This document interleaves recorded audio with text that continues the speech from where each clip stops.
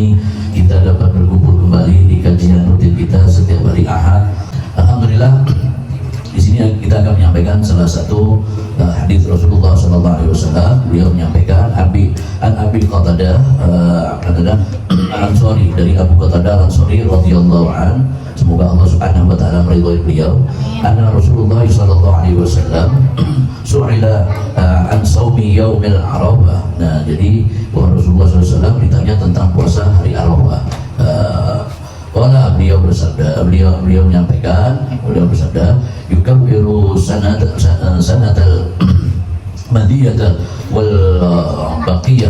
Jadi disampaikan bahwa menghapus dosa yang telah lalu. Jadi puasa Arafah itu menghapus dosa yang telah lalu dan yang akan datang. Wasu'ila an siyami yaumil Ashura, dan beliau ditanya tentang puasa Ashura. Waqala, dan beliau kemudian bersabda, menjawabnya, yukaffiru sanatal madiyah. Kemudian disampaikan bahwa puasa Ashura itu menghapus dosa yang telah lalu. Jadi dosa yang telah lalu itu dihapus. Yang telah lalu maksudnya adalah setahun yang lalu ya. Nah, jadi mulai dari tahun itu sampai mundur ke belakang ya, setahun. Wasu'ila an saumi yaumal Itsnain, dan kemudian beliau ditanya tentang puasa sunnah hari Senin. Beliau menyampaikan bahwa qala laka yaumu walitu bihi wa bu'ithu bihi aw unzila ala bihi alayya bihi, bahwa puasa hari Senin itu adalah hari tentang kelahiranku, hari diutusnya aku dan diturunkannya Al-Quran oleh Allah Subhanahu wa taala padaku, kata baginda Nabi Muhammad SAW. Nah, kemudian disampaikan juga bahwa di sini bahwa wa an Abi Sa'id Al-Khudri, dari Abu Sa'id Al-Khudri radhiyallahu an, semoga Allah Subhanahu wa taala meridhai beliau. Qala Rasulullah sallallahu alaihi wasallam, telah bersabda baginda Nabi Muhammad sallallahu alaihi wasallam, ma min abdin yasumu yawma fi sabilillah illa ba'ada Allah bidzalika al-yawm an wajhin nar sab'ina kharifa, bahwa tidak ada seorang hamba pun berpuasa pada hari di jalan Allah melainkan Allah akan menjauhkan wajahnya dari api neraka selama 70 tahun. Jadi orang puasa itu ganjarannya besar. Di sini termasuk mereka puasa sunnah ini yang dibahas ya tadi, puasa Arafah, puasa Ashura, puasa Senin Kemis ya, puasa Senin tadi tersebut ya. Nah, kemudian di sini juga disampaikan bahwa wa an Abi Hurairah radhiyallahu anhu, dari Abu Hurairah, semoga Allah SWT meridhai beliau, anna Rasulullah SAW, bahwa Rasulullah SAW beliau itu bersabda, qala la yahillu lil mar'ati an tasumu wa zawjuha sahidun illa bi idzni. Jadi tidak halal bagi seorang istri berpuasa sementara suaminya mengetahui, illa biizni, kecuali Allah suaminya itu mengizinkan. Ini khusus untuk sunnah, puasa sunnah ya. Jadi kalau puasa wajib, kalau istri ibu tak izinkan kau puasa, tak usah ikut ya, karena puasa wajib itu harus dilakukan, wajib hukumnya bagi orang yang mereka Islam, karena orang Islam termasuk rukun Islamnya adalah berpuasa di bulan Ramadan. Nah, harus wajib. Nah, kemudian wa an Abi Sa'id Al-Khudri, dari Abu Sa'id Al-Khudri radhiyallahu anhu, semoga Allah SWT meridhai beliau, anna Rasulullah sallallahu alaihi wasallam naha an siyami yaumaini, yaumil fitri wa yaumun nahri, bahwa Rasulullah melarang puasa pada dua hari, yaitu ketika Idul Fitri maupun Idul Adha. Nah, kita bahas sedikit-sedikit di sini. Nah, ada beberapa hadis yang bisa jadi rujukan kita tadi tersebut. Nah, ibu-ibu, sebentar lagi ini kan kita udah mau puasa. Jadi, saya sampaikan ke ibu-ibu bahwa jadilah mulai dari sekarang untuk bisa punya peduli tentang puasa Ramadan. Saya sering menyampaikan bahasan-bahasan ini. Kadang-kala kita tuh belum masuk bulan puasa, udah arisan kue, betul Bu? Sibuk deh, sana kesini, siap cari arisan kue. Kalau dia ngadakan, insya Allah dia dapat rezekinya di situ, oke lah, dia berarti usaha, ikhtiar, boleh. Tapi kita nih kadang-kala bukan nggak, kita itu cuma sibuk kita sana sini. Coba pikir sekarang bagaimana supaya badan kita sehat untuk menyongsong bulan puasa. Bulan puasa, bulan Ramadan. Kita kadang-kala bisa nyehat-nyehatkan badan kalau kita mau ada acara kawinan di rumah kita. Betul nggak? Udah jahit baju untuk mau apa acara itu, tapi kadang-kala kita lupa untuk ngasih baju terbaik kita di bulan Ramadan. Mohon maaf ya, kadang-kala untuk bulan Ramadan itu justru kita tuh kadang-kala pakai baju ya asal-asal ya, pokoknya yang penting bisa pakai sembahyang tarawih, udah pakai gitu aja. Tapi sebenarnya ketika di malam 21 Ramadan atau biasanya orang kita bilang apa? Lebaran. Nah, itu dianjurkan kita memakai baju terbaik itu. Nah, kemana Beb? Ya tidak usah kemana-mana lah, mau kemana ya. Minimal ibu menghadap Allah Subhanahu Wa Taala, bermunajat kepada Allah Subhanahu Wa Taala di saat ibu ibadah, lakukan yang terbaik. Kita ini kadang bisa kondangan dengan baju terbaik kita, tak mampu sholat untuk baju yang terbaik kita, betul kan? Nah coba sekarang kita baguskan, yuk mulai dah dekat nih, dekat Ramadan, ini dah Syaban, bentar lagi disebut Syaban, udah pertengahan, dan ini cepat banget, suasananya pun udah mulai kayak suasana bulan puasa.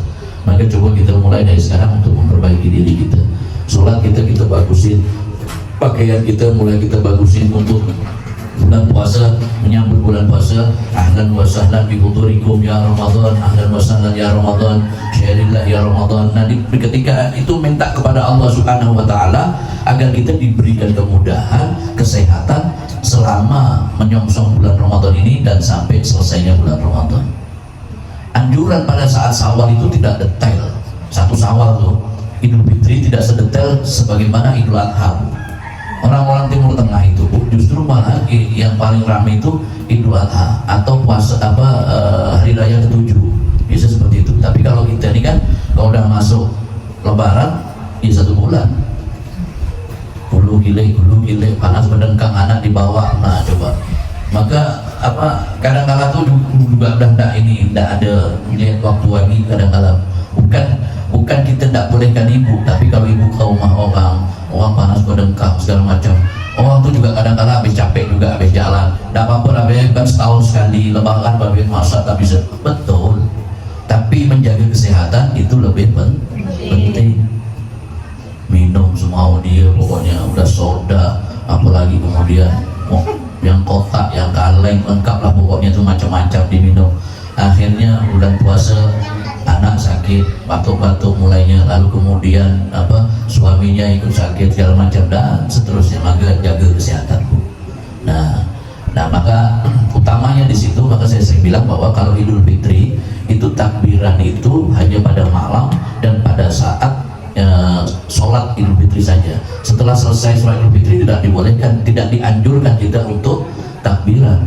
Tapi kalau Idul Adha kita dibolehkan dari malam takbiran sampai tasriknya tadi tersebut, hari ketiganya. Nah tasrik itu. Nah jadi di sini Idul Fitri adalah diutamakan orang-orang yang mereka untuk nambah ibadah. Habis Idul Fitri hari pertama, habis itu kalau dia bisa puasa 6 hari, maka insya Allah ini seperti dia puasa 1 tahun lamanya.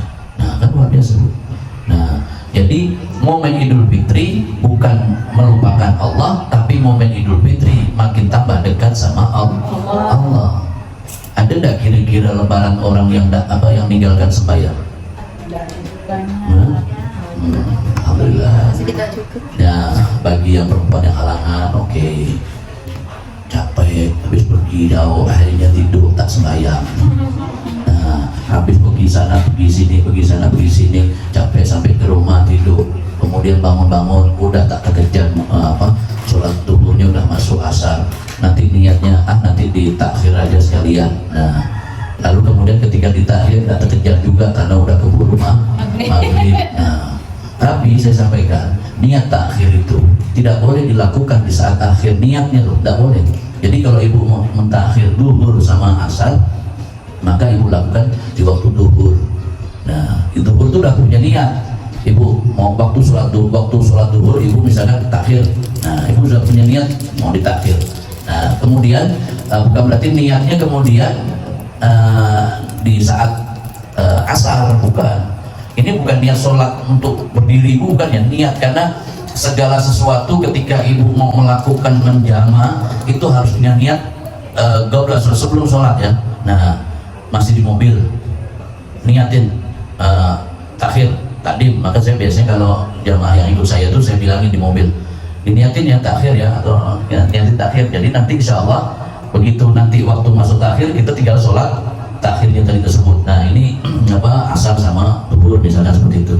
Nah kembali kemudian saya menyampaikan kepada ibu-ibu bahwa ketika kita menjelang puasa ini, saya menyampaikan untuk menjaga kesehatan dengan baik, lakukan hal-hal yang terbaik. Ibu anggap ini ibu bakal menerima tamu istimewa. Cemana rasanya ketika ibu menerima tamu istimewa itu, cemana ibu pasti bakal menyiapkan sesuatu yang terbaik, betul nggak? Sesuatu yang terbaik ibu persiapkan, stamina ibu baguskan. Beb, saya sering sakit beb, kau siapkan vitamin, kau siapkan obat. Memang dari sekarang menjelang Ramadan udah persiapan. Kadang-kadang nih bu ya, ibu bisa bugar untuk hanya sesuatu ngejar supaya baju ibu bisa dipakai. Maaf ya, ibu bisa senang untuk supaya ibu melangsingkan badan, supaya baju ibu bisa dipakai. Tapi ibu tidak mampu melakukan yang terbaik untuk Ramadan tadi tersebut, melakukan terbaik, padahal di situ dijanjikan oleh Allah kebaikan-kebaikan yang begitu besar. Saya kasih contoh dalam menjaga kebugaran. Menjaga kebugaran itu penting ibu. Jadi menjelang Ramadan ibu juga harus jaga kebugaran ibu, terutama badan kita.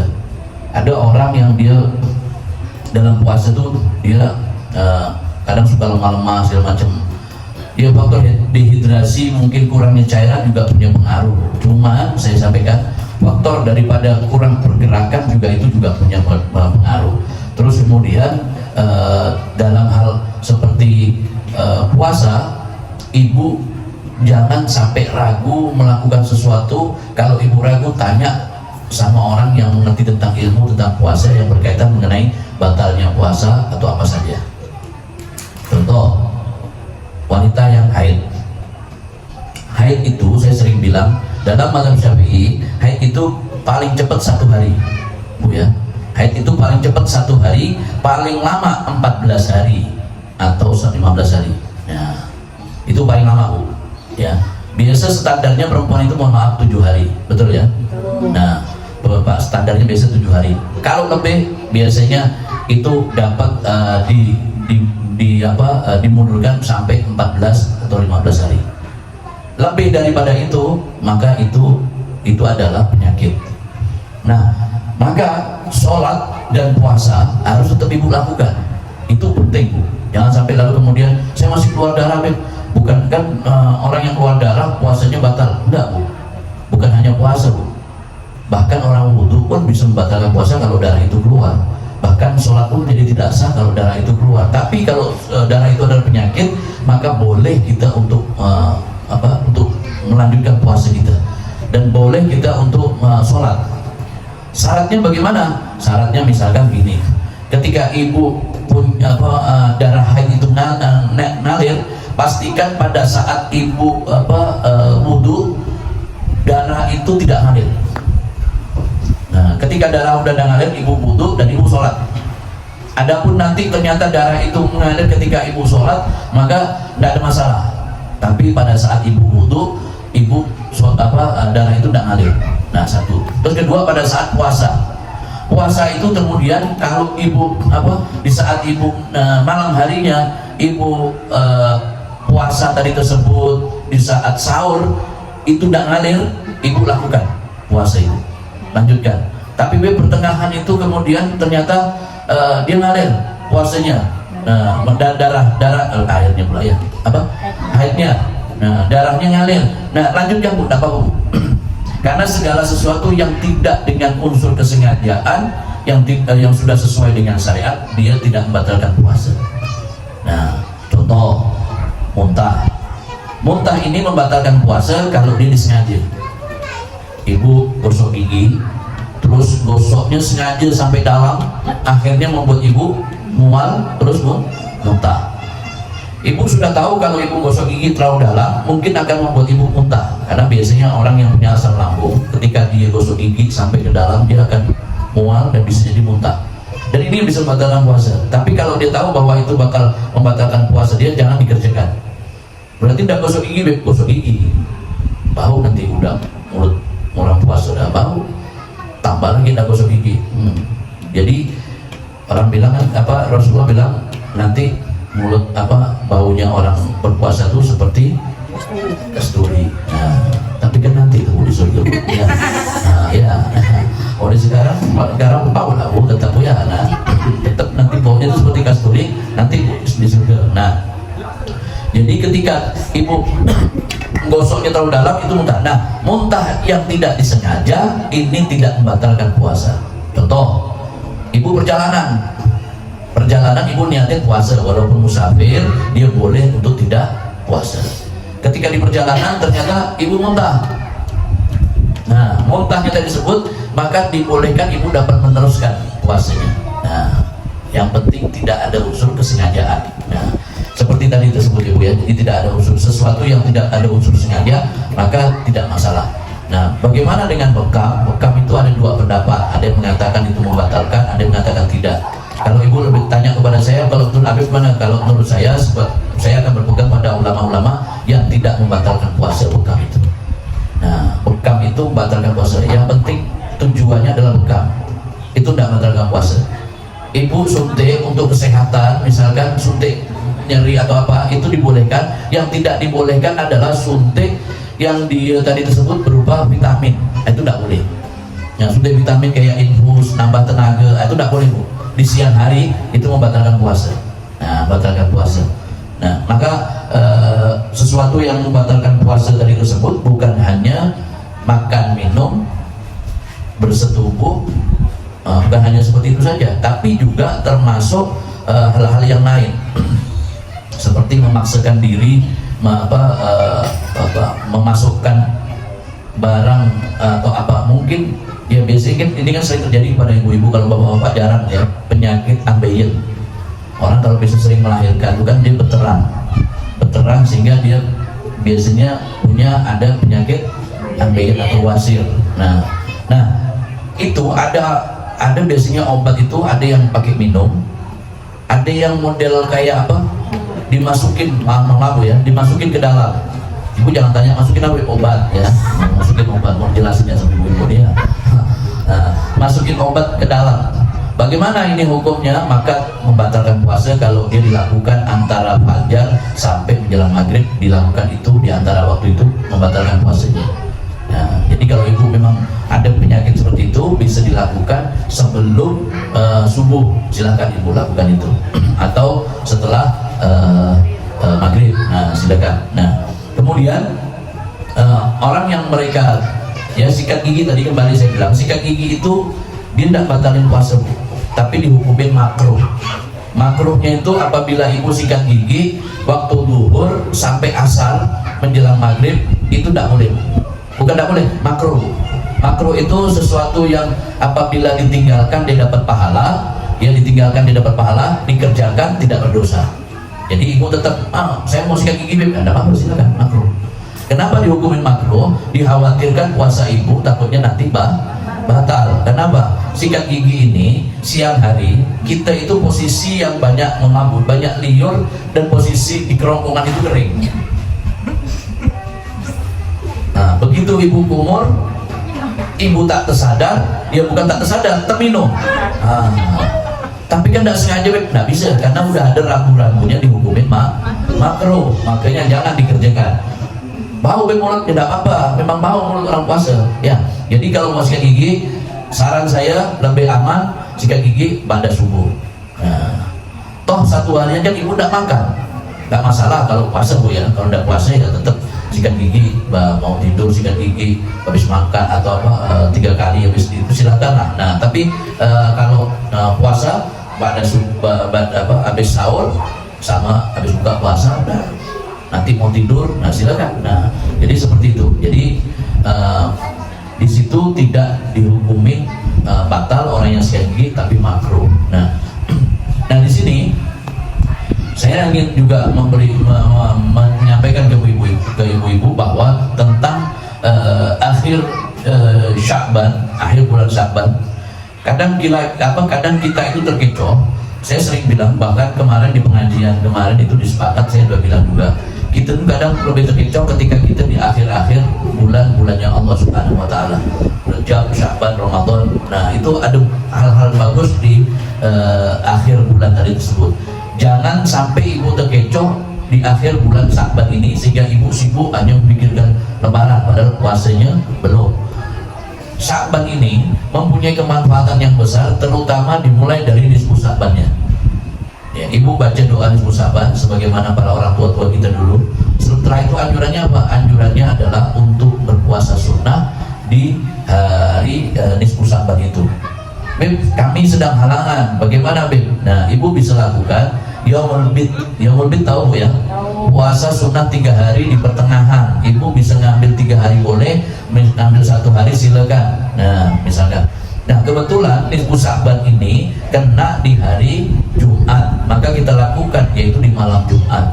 Puasanya, maka puasa dilakukan di hari Jumat itu ulama tidak menganjurkan kita berpuasa di hari Jumat kecuali menggandengnya dengan 2 hari. Kamis Jumat atau Jumat Sabtu. Tapi bagusnya kalau mau Kamis Jumat lebih bagus, ibu dapat hari Kamisnya. Nah, jadi puasa 2 hari di hari itu. Nah, di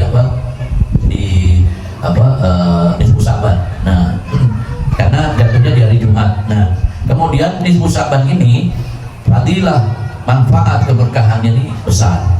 Maka di hari nisfu Sya'ban itu Allah Subhanahu wa taala, di malam nisfu Sya'ban itu Allah Subhanahu wa taala menetapkan orang-orang yang mereka akan mendapatkan pandangan dan naungan dari Allah Subhanahu wa taala. Maka posisikan ibu di posisi terbaik di malam nisfu Sya'ban itu. Walaupun ibu dalam keadaan halangan, tapi ibu pastikan ibu mampu melakukan sesuatu yang terbaik di malam nisfu Sya'ban itu. Nah, terutama bacaan-bacaan, walaupun ibu mungkin tidak mampu untuk tidak bisa untuk sholat karena halangan, tapi bacaan-bacaan seperti munajat itu sangat dianjurkan.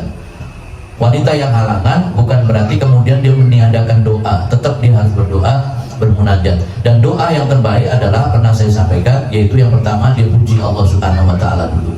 Dia puji Allah. Maka biasanya orang berdoa itu kan, alhamdulillah, salatu wassalamu ala asrofil anbiya'i wal mursalin sayyidina Muhammadin abdika wa nabiyika wa rasulika nabiyil karim. Nah, itu untuk memuji Allah Subhanahu wa taala, memuji baginda Nabi besar Muhammad sallallahu alaihi wasallam. Setelah itu baru ibu sampaikan hajat-hajat ibu.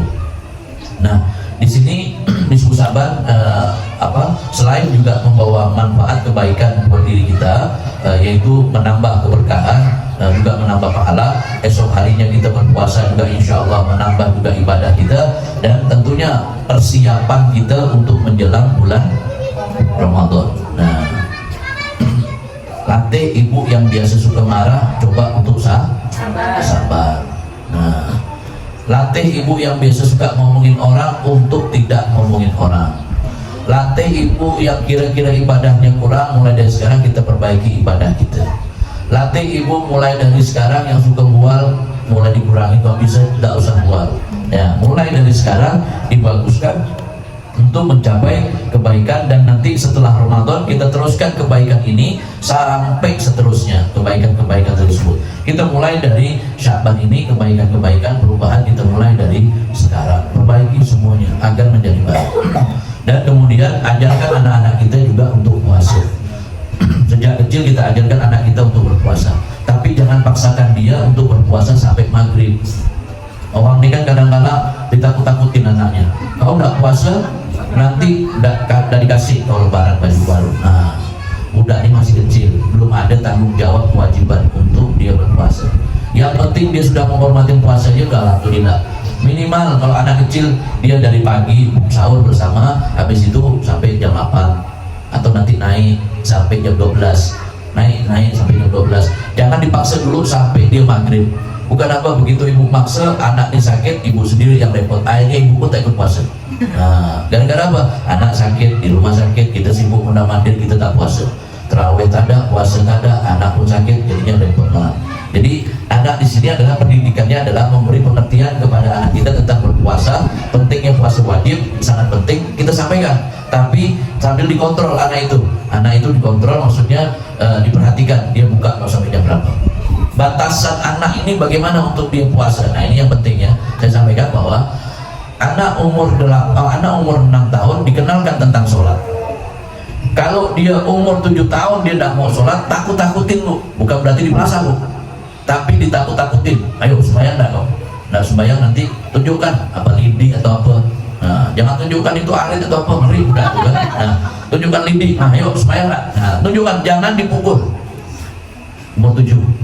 Nanti kira-kira udah paham mumayyiz itu ibu, maknanya adalah dia ngerti bedakan mana yang baik, mana yang buruk, mana yang halal, mana yang haram. Nah, makanya kalau orang-orang yang paham agama biasa dia mendidik anaknya sejak kecil untuk mengerti sejak kecil tuh mana yang halal, mana yang haram, mana yang baik, mana yang buruk. Dia diajarkan mulai dari sejak kecil supaya dia menjadi anak yang mumayyiz dari tersebut, dia paham. Walaupun dia belum balik, tapi dia sudah mumayyiz, maka insya Allah dia dibolehkan untuk maka dia punya hak mendapatkan pahala dari Allah Subhanahu Wa Taala atas sholat yang dilakukan, kemudian puasa yang dia kerjakan. Ya, jadi walaupun dia belum balik, tapi dia mumayyiz, maka dia punya hak untuk mendapatkan pahala dari Allah. Nah, umur 9 tahun, nah baru mulai digiatin bu. Nah, tapi tetap jangan dipukul.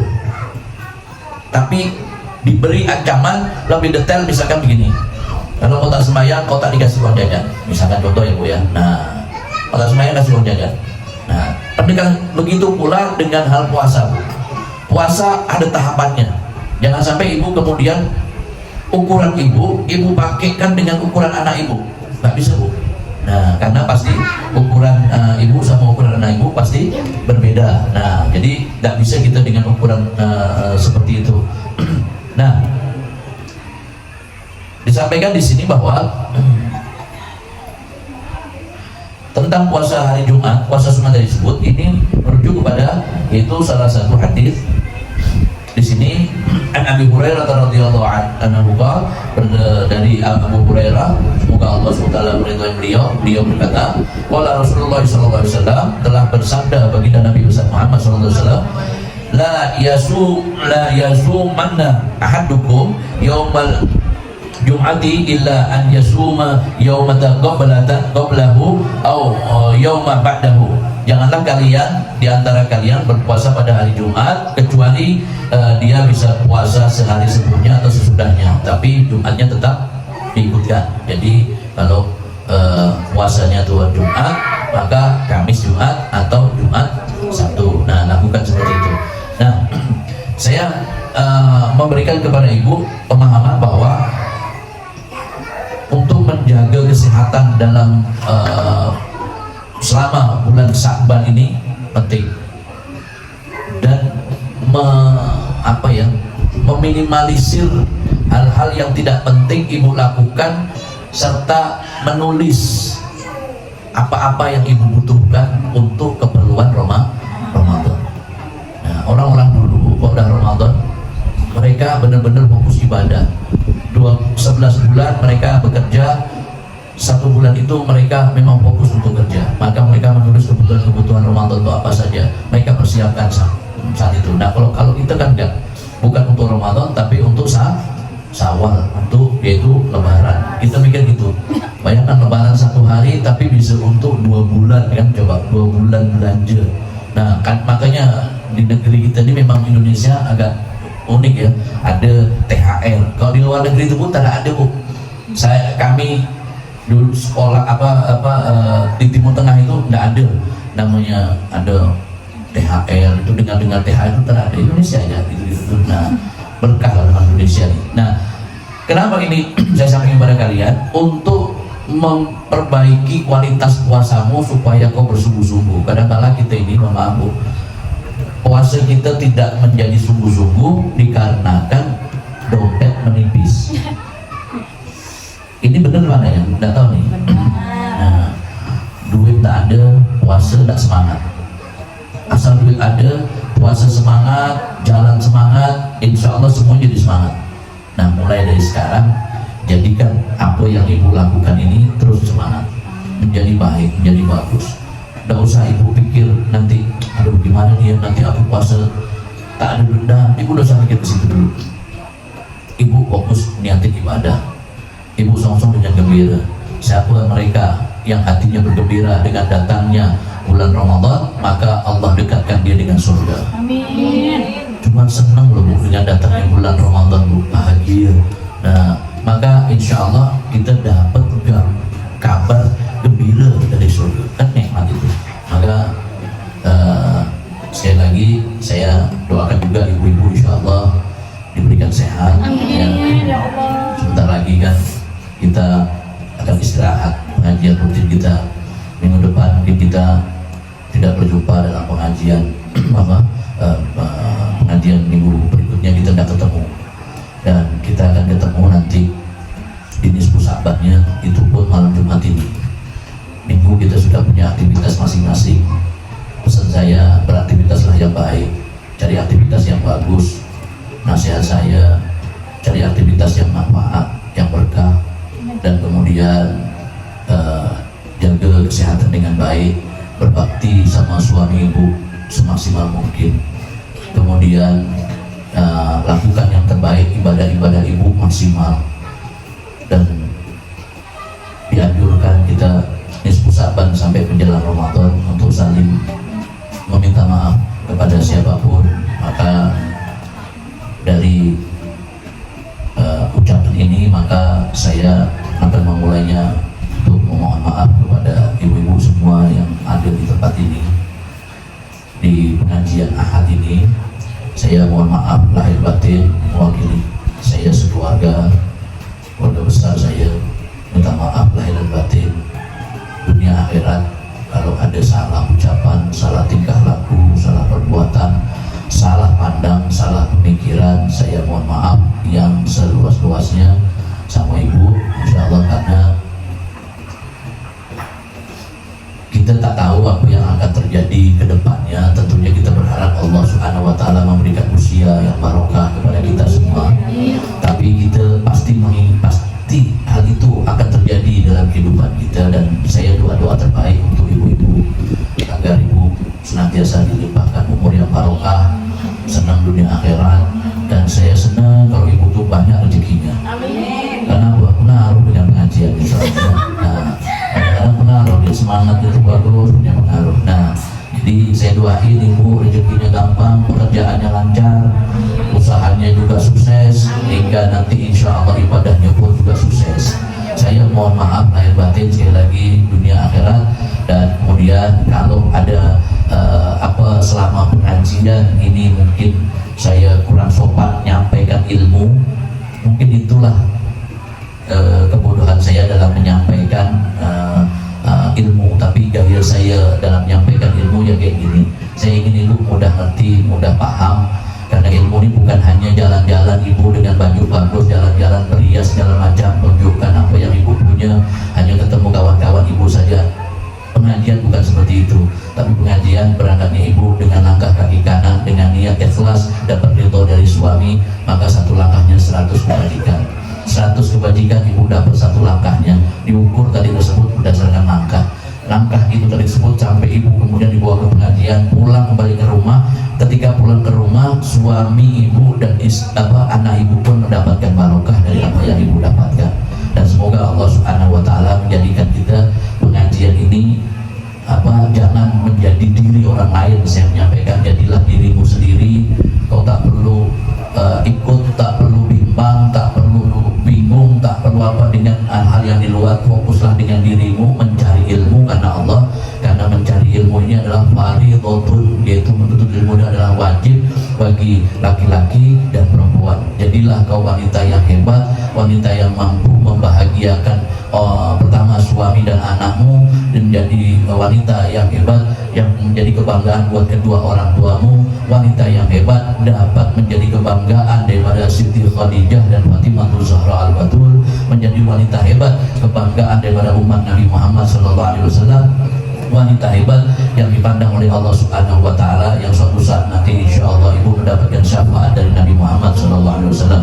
Allahumma ja'alna minas su'ada'i maqbulin wa la tajalna minal asdiya'i maqbudin. Allahumma bi hurmati sayyidina Muhammad sallallahu alaihi wasallam sahibi mi'raj wa syahibu syafa'at anta jalana ya Allah min khiyari ummati ya rabbi bil mustafa balligh maqasidana wa fir lana ma madha ya wasi'al karami rabbi wanfa'na bi barakatihim wahdina husna bi hurmatihim wa amitna bi tariqatihim wal mu'afatin minal fitani wa sallallahu ala sayyidina Muhammadin wa ala alihi washabihi wasallam walhamdulillahi rabbil alamin. Terima kasih kepada ibu semuanya, terkhusus kepada umat keluarga. Insyaallah kita ketemu di malam Jumat atau nisfu Saban, doa nisfu Saban, dan insyaallah Allah mudahkan semua urusan-urusan kita. Ya, kemudian tetap terus menjadi wanita hebat, tunjukkan ibu disenangin sama Allah, dicintai sama Rasulullah. Jadi diri ibu, jangan jadi diri orang lain bu ya, jangan jadi diri orang lain, jadilah dirimu, karena penghuni surga itu adalah orang yang punya identitas menjadi dirinya sendiri. Yang dia tiru hanya yaitu yang pertama adalah apa yang disampaikan oleh Allah, laqad kana lakum fi rasulillahi uswatun hasanah, Rasulullah. Kemudian sebagai wanita ibu tiru bagaimana Siti Khadijah, ibu tiru bagaimana Sayyidatul Fatimah Zahra al-Batul, dan wanita-wanita mulia lainnya. Terima kasih. Wallahu muwaffiq ila aqwamit